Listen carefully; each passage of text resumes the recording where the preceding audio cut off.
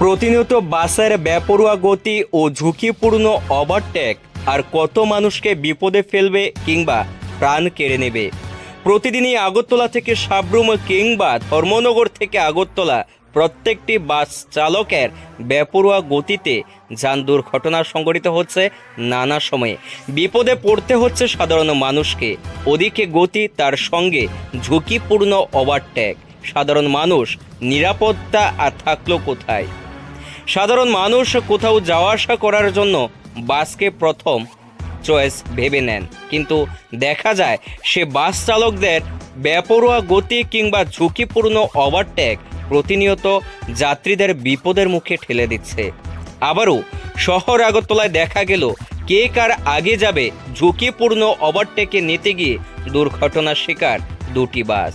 কে কার দোষ দেবে, কে কার আগে যাবে, এ নিয়ে চলল দুই বাস চালকের মধ্যে বচসা।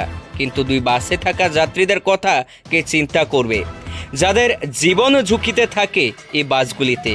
অবশ্যই আগামী দিনে এই ধরনের ঝুঁকিপূর্ণ চলাচল কিংবা ওভারটেক এড়িয়ে চলা প্রয়োজন বাস চালকদের।